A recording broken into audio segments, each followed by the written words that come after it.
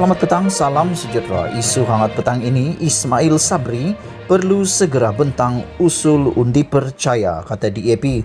Berita sepenuhnya, Datuk Seri Ismail Sabri Yaakob perlu membentangkan segera usul undi percaya kepada Perdana Menteri di Dewan Rakyat bagi menunjukkan beliau mendapat sokongan majoriti ahli parlimen seperti ditetapkan Perlembagaan Persekutuan.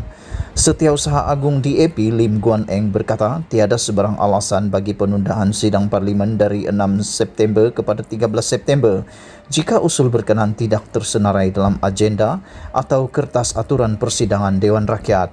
Jelas bahawa parlimen sudah ditangguhkan 1 minggu untuk membantu Ismail Sabri yang berada di bawah kuarantin di rumah kerana menjadi kontak rapat dengan pesakit positif COVID-19.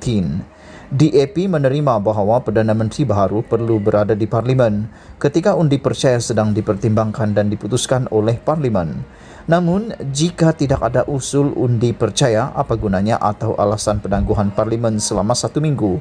Tidak ada alternatif atau kompromi untuk mengadakan usul undi percaya di parlimen. Ia perlu dilaksanakan, katanya dalam satu kenyataan hari ini. Beliau berkata jika Perdana Menteri tidak memasukkan usul undi percaya dalam agenda parlimen, ia adalah tidak berperlembagaan. Pada 18 Ogos lalu, Yang di-Pertuan Agong bertitah supaya sid Perdana Menteri yang baharu perlu melalui undi percaya di Dewan Rakyat bagi menunjukkan beliau mendapat sokongan majoriti. Sebarang kegagalan Ismail Sabri untuk melakukannya akan menjadi penentangan terbuka yang boleh ditafsirkan sebagai penderhakaan yang disengajakan dan bersikap keras kepala terhadap titah diraja yang akan menjadi permulaan yang tidak baik kepada kepimpinannya sebagai Perdana Menteri, katanya. Beliau yang juga ahli Parlimen Bagan turut mengingatkan bahawa sebarang kegagalan untuk membentangkan undi percaya dan menentang titah Yang di-Pertuan Agong akan merosakkan kredibiliti dan kepercayaan terhadap dirinya. Ismail Sabri tidak patut lupa apa yang terjadi kepada Perdana Menteri sebelumnya yang dilihat tidak taat secara terbuka sehingga menimbulkan rasa duka cita baginda.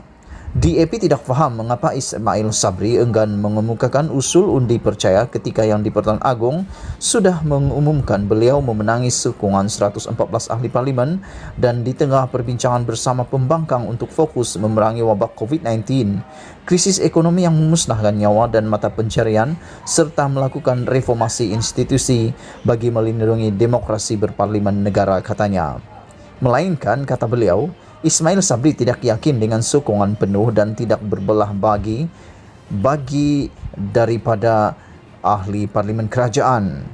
Tidak ada Perdana Menteri yang ingin menyambut Hari Merdeka pertamanya di bawah situasi seperti ini yang sekali lagi akan menimbulkan ketidakstabilan politik. Ini akan memberi kesan serius terhadap kemampuan Ismail Sabri sebagai Perdana Menteri untuk memimpin negara memerangi pandemik COVID-19 dan mengeluarkan ekonomi daripada kemelesetan serta turut mempertaruhkan kredibiliti beliau bagi memenuhi janji untuk melaksanakan reformasi institusi seperti Undang-Undang Anti Lompat Parti yang menyekat ahli parlimen melompat parti demi kepentingan politik, katanya. Berita dipetik daripada BH Online. Sekian isu hangat petang ini. Jangan lupa tekan butang subscribe dan kita jumpa lagi. Bye-bye.